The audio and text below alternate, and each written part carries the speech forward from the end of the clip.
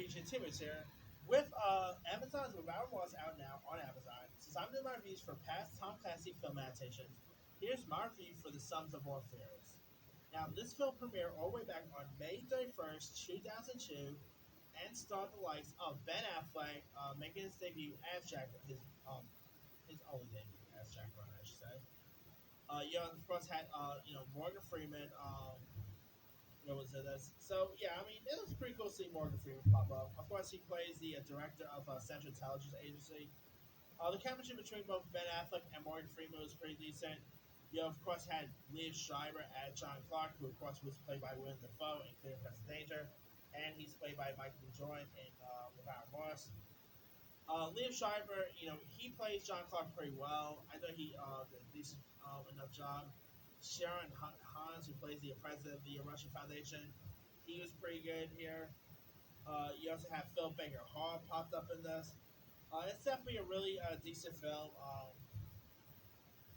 It's a really decent espionage drill that tracks a sinister plot to draw the U.S. And Russia into World War III. And so, like when the Russian president, played by Sion Hans, ends up dying, world tension, ends up escalating, and there's like a couple of missions, nuclear scientists, and the threat of the nuclear of the U.S. And so it's up to a CIA analyst, Jack Ryan, who must cover who is behind the conspiracy and all. You also had James Cromwell was also in this. I mean, probably one of Ben Affleck's most underappreciated films. I know he played this role really well. Of course, he ended up, reteaming with Morgan Freeman again for this directing film Gone Baby Gone. So there's that.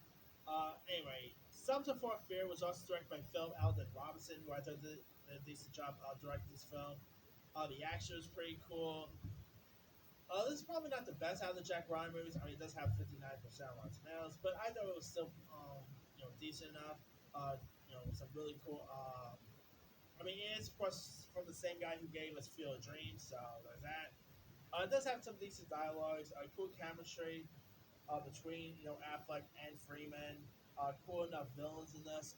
Really decent, espionage drill worth checking out. So if you have not really seen Sons of War Fears, you can find it on you can find it on Hulu, Fandango Now, Vudu, Prime Video, Apple TV. Give it a shot. I think you'll enjoy it.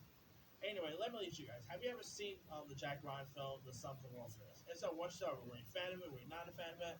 Drop comments below. Don't forget to like, subscribe, hit that bell for more notifications. This is Henry Sign.